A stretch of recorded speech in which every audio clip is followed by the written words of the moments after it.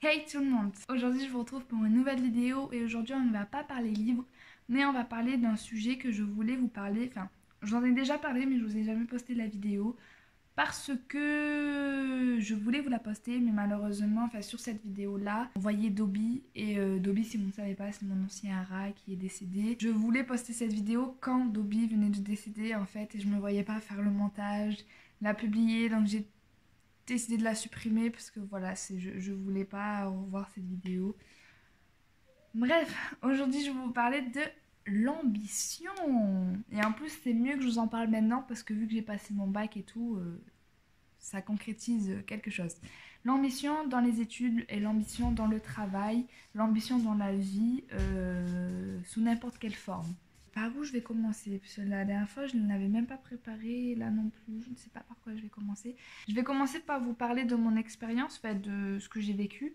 Et pourquoi vais-je vous parler de l'ambition? Tout simplement parce que j'ai eu, on va dire, un parcours scolaire assez atypique. Enfin, c'est pas atypique de fou, mais vous allez comprendre pourquoi. Alors, quand je suis rentrée au lycée, je suis allée en bac pro métier de la mode parce que mes profs du collège me disaient que je n'arriverais jamais à faire une générale. Du coup, je les ai écoutés, je suis allée dans une voie qui me plaisait pas forcément, enfin ça m'a attirée parce que voilà, ça avait l'air tout nouveau, ça a l'air... Qu'est-ce qu'il y a avant Joe? Je suis allée vers cette branche-là parce que je trouvais pas autre chose qui me plaisait et que du coup j'ai écouté mes profs. Et il y avait juste ma prof de français et une autre prof, je sais plus laquelle, qui me disait putain, moi, ça va vous perturber mon liner là. J'avais les compétences pour y aller, mais bref, j'ai préféré écouter les autres, voilà, qui ne sont pas forcément des bonnes références. Du coup, je suis allée en bac pro de la mode. J'ai compris direct quand je suis arrivée là-bas que c'était pas fait pour moi, que je m'ennuyais, j'apprenais rien. Ce que je faisais en matière professionnelle, ça ne me plaisait pas du tout. C'était vraiment un cadre de travail que j'aimais pas. J'angoissais à aller en cours. Les seuls cours que j'aimais bien aller, c'était dans mes cours généraux. Et encore, j'y allais parce que voilà, j'y arrivais, mais en fait, j'apprenais rien en fait. Tout ce qu'on faisait, je le savais déjà. C'est des textes que j'avais déjà appris. En plus, je venais d'un collège privé catholique.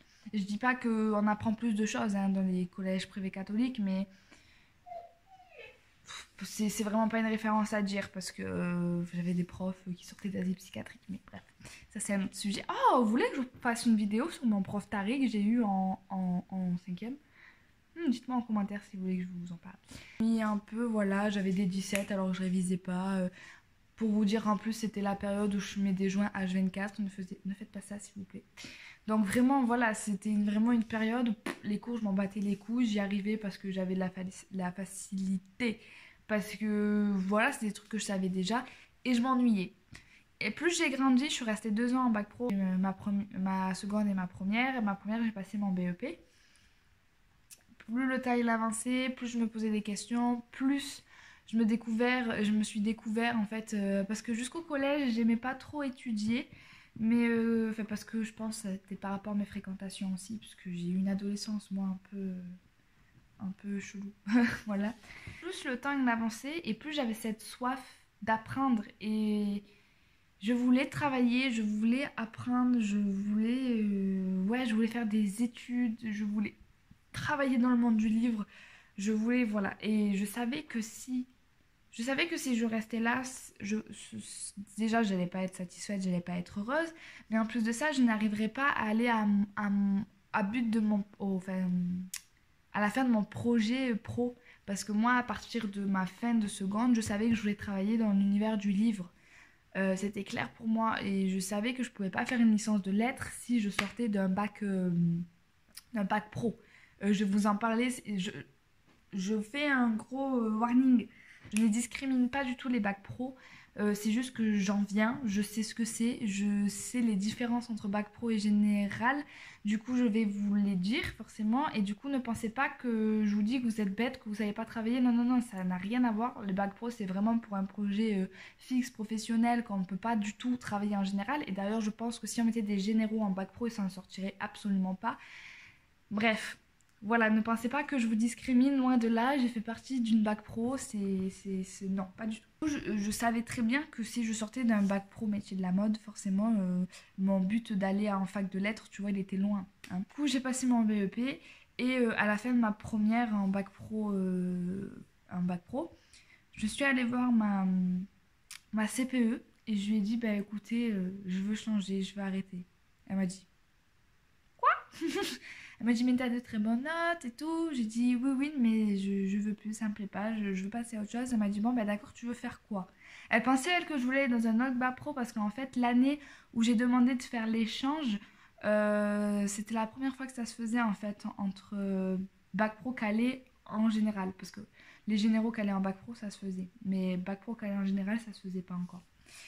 Et du coup, je lui ai dit, ben, j'aimerais bien aller en bac littéraire. C'était même pas un bac technologique, c'était un bac général, quoi. Je suis passée de là à là, tu vois. Elle m'a regardée, elle m'a fait, quoi? Tu veux faire quoi? Je dis, ben, je vais aller en bac littéraire. Elle m'a dit, mais c'est juste une idée comme ça ou tu sais, tu as un projet derrière? Et du coup, je lui ai expliqué que oui, que je voulais aller en fac de lettres, que si je restais là, j'allais jamais y arriver, et que ce qui me convenait le plus par rapport à mes compétences, c'était le bac littéraire, parce que bac S, c'est mort, je suis vraiment une bite en maths.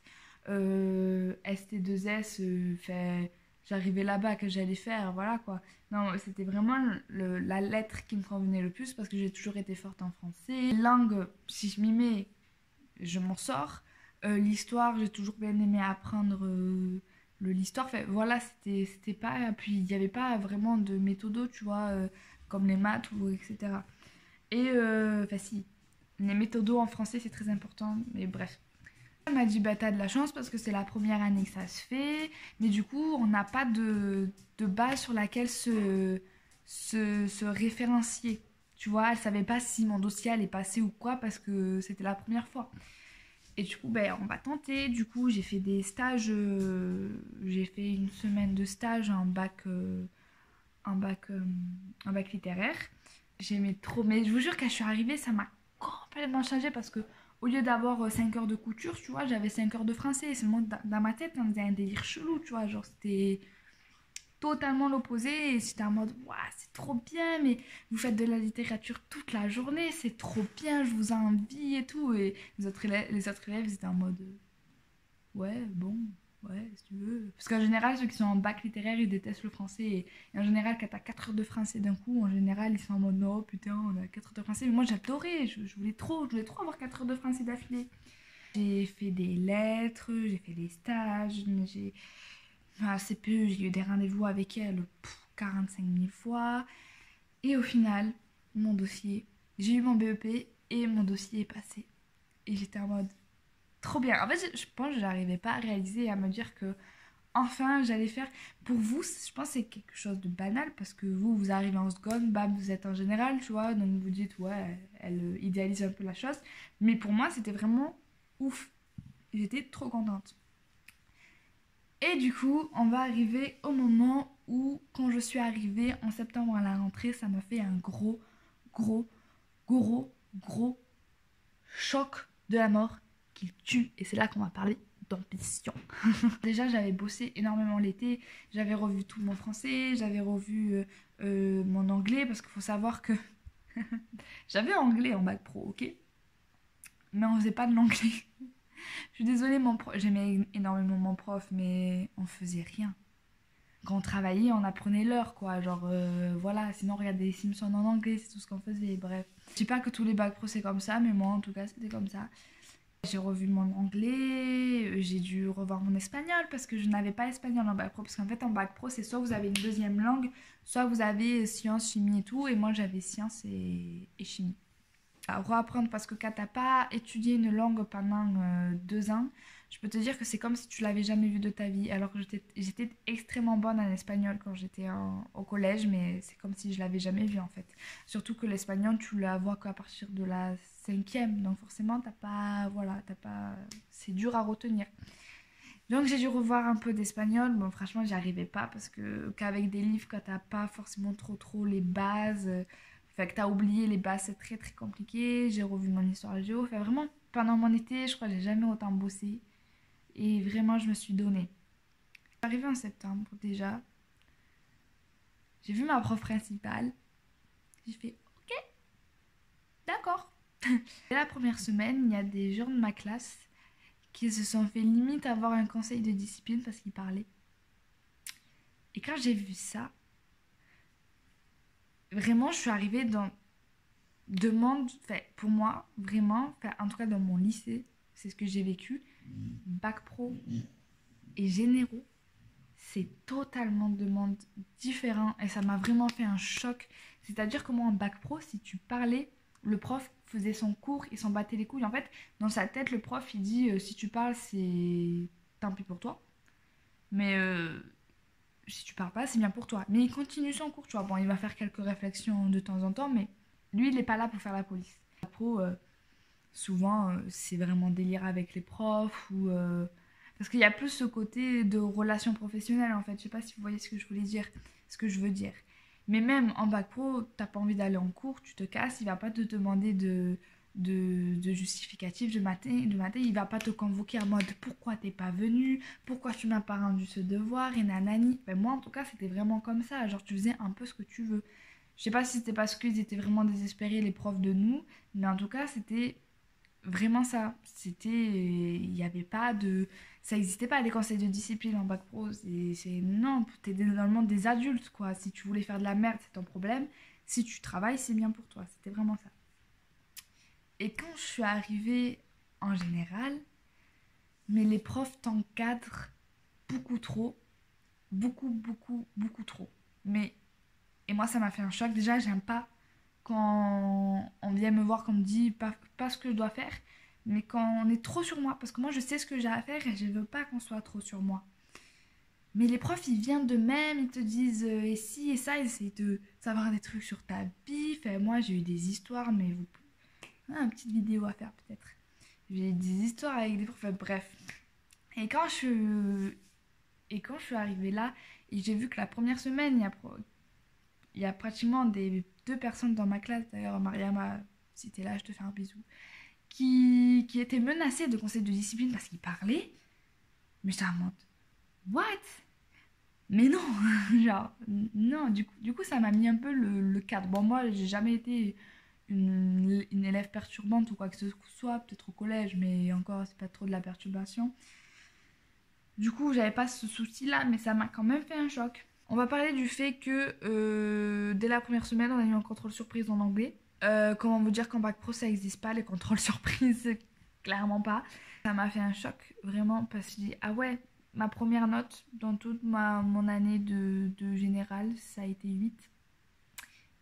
Et là, comment vous dire que vous en prenez un gros coup dans le moral. Vraiment, quand j'ai vu ma note, j'ai fait, je vais pas y arriver, pourquoi je suis là, j'aurais jamais dû faire ça, j'aurais dû continuer mon bac pro, j'aurais eu mon bac, pourquoi j'ai fait ça, j'ai fait de la grosse merde et tout, je vais pas y arriver. Vraiment, quand j'ai vu cette note, ça a été non, pourquoi t'as fait ça? T'aurais jamais dû faire ça de ta vie en fait. Et après, j'ai réfléchi et je me suis dit, bon, déjà, c'était un contrôle surprise, tu savais pas que le contrôle surprise ça existait encore à ton époque. Bref. Et, euh, et ça m'a quand même donné une leçon de morale parce qu'au final, j'aurais dû réviser ma leçon avant, tu vois. Et je me suis dit, quand même, 8. C'est pas trop mal pour une fille qui avait pas appris sa leçon la veille et qui a du mal avec l'anglais par rapport au niveau qui te demande en général en première. Du coup, je vous ai pas dit, mais j'ai redoublé ma première pour faire une première L.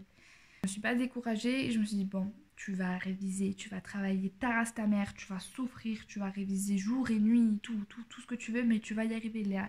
Je crois en toi, tu vas y arriver, Léa. Et j'ai bossé, j'arrêtais pas.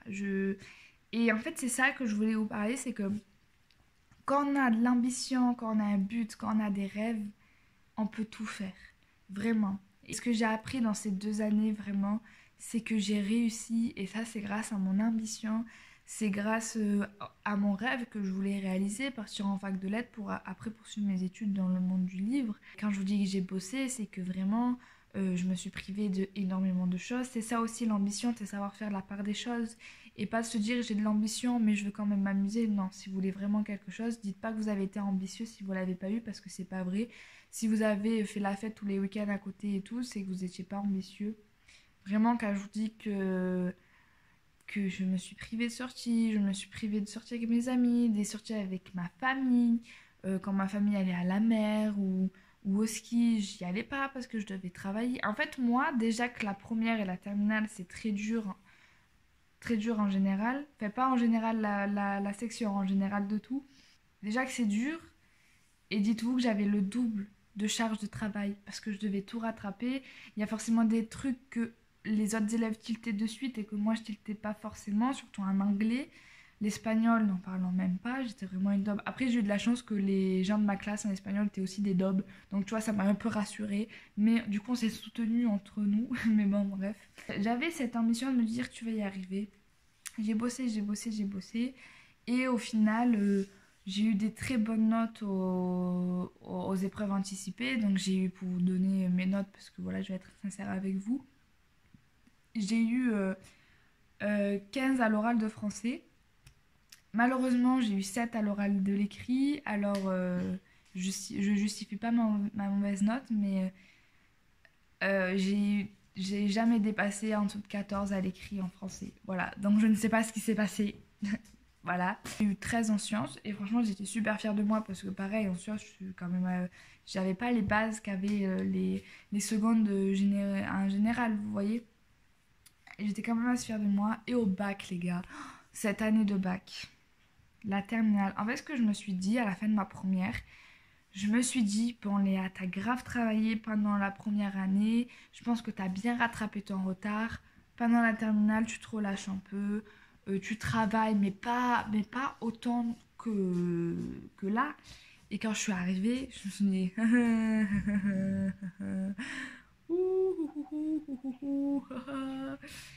j'ai travaillé le triple de ce que j'ai travaillé en... Merde, en première. C'est déjà il y a la philo qui est arrivée. Franchement, j'ai eu de la chance. J'ai eu quand même assez des facilités en philo parce que j'aimais bien. La terminale, je crois que ça a été pire. Là, ça a été la pire année de toute ma vie en tant que travail et même mentalement. Parce que voilà, j'avais encore ce doute de tu vas jamais y arriver, nanani, nanana. J'étais tout le temps en doute. Parce que mes notes, elles faisaient ça. Et le pire, c'est que quand je bossais de fou, un trimestre, j'avais... Mon conseil de classe, il était pourri et voilà. Et quand je bossais, et genre pas de ouf, que je bossais normal, genre, oh c'est extraordinaire, c'est super. Voilà, c'est... Ah oui. Est-ce que je vous parle de l'injustice faut vraiment que je fasse une vidéo sur l'injustice à l'école. Il faut que je fasse une vidéo sur ça. Parce que c'est la première fois en toute ma vie que je vois autant d'injustice. J'ai vu ça dans le cadre des DG de la Générale.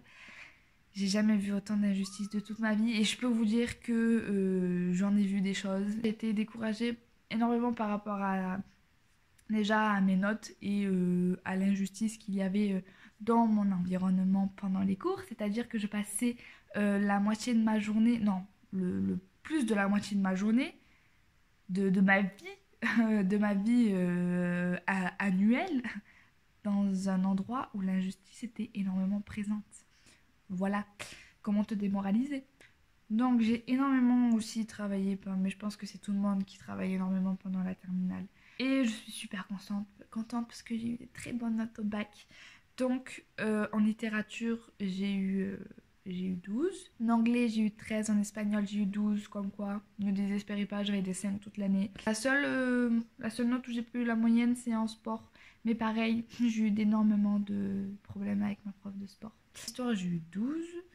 En philo, dégoûté tout le long de l'année, j'avais des 18, des 17, des 16, des 14. Et là, tu ne sais pas pourquoi, j'ai eu un 12. Peut-être parce que les sujets, c'était sur les seuls qu'on n'avait pas trop travaillé. Voilà, comme par hasard. En théâtre, j'ai eu 18. J'ai eu 19 à l'écrit et 17 à l'oral. En littérature anglaise, j'ai eu 10 et je suis choquée de ma note parce que j'ai graffé de la merde pendant l'oral. J'ai été totalement déstabilisée. J'ai graffé de la merde et j'ai eu la moyenne. Nous sommes bas. En gros, j'ai eu mon bac à 12 et quelques avec mention assez bien. Du coup, j'étais vraiment très contente de moi parce que quand tu vois de là où je suis partie et de là où je suis arrivée, c'est que l'ambition existe et que si vraiment, hein, si vous voulez réaliser un truc, si vous pensez ne pas y arriver parce que vous n'avez pas pris le bon chemin ou que des profs vous dites non, c'est pas fait pour vous, etc. Mais les écoutez pas. Tant que vous savez ce que vous voulez faire, que vous êtes sûr et que vous allez vous battre pour faire ce que vous voulez faire, mais faites-le. Donnez-vous-en les moyens de faire ce que vous voulez faire. Je crois que c'est la chose la plus importante dans la vie, c'est de se satisfaire soi-même. N'écoutez pas les autres. Forcément, c'est important d'écouter l'avis des autres, etc. Mais si c'est vraiment ce que vous voulez faire, combien de fois, moi, on m'a dit, tu n'y arriveras jamais, tu crois vraiment qu'une bac pro, ça peut aller en général comme ça, tu crois que la vie, ça se fait comme ça et tout. Je dis, non, ça se fait pas comme ça, mais je vais m'en donner les moyens. Et je m'en suis donné les moyens et j'en suis extrêmement fière. Et c'est ça aussi le principal, c'est que vous en avez tellement bavé, vous avez tellement travaillé que quand vous arrivez à votre but final, vous vous dites, mais putain, j'ai réussi, je peux être fière de moi, j'ai tellement traversé des trucs, parce qu'en plus, mes années, elles n'ont pas été difficiles, elles n'ont pas été faciles, je veux dire. C'est-à-dire qu'en première, j'avais la pression de me dire, putain, mes autres élèves, ils ont 1 an, voire 2 ans de moins que moi, mais putain, ils en ont beaucoup plus, pas dans la cervelle, mais euh, ils savent mieux que moi, vous voyez, c'est normal. Et déjà ça, la pression de ne pas y arriver par rapport aux autres, parce que quand je suis une Capricorne, ok, donc si vous voyez de quoi je vous parlais, les Capricornes, vous voyez le caractère, voilà. Du coup, ça a été très dur déjà, et après ma terminale, comment vous dire que l'harcèlement en terminale, je ne savais pas que ça existait encore, mais bon, on me l'a prouvé cette année, hein. Je fais des petites... voilà, bref. Voilà, oui, je subis de l'harcèlement en terminale. Oh, mais tout va bien. Tout va bien. Bref, donc j'avais la pression du bac, la pression des profs, injustice totale. Je me faisais harceler. Et ça a été le chaos. Le chaos, bref. Mais je suis contente. Et je suis contente de me dire que je les nique bien, ces gens. Ces gens qui m'ont parlé derrière mon dos et qui, voilà, je les nique bien. Voilà. Bref, je vous fais à tous des très gros bisous. Et si vous voulez réaliser quelque chose, vous pouvez le faire si vous en donnez les moyens. Voilà, bisous, ciao.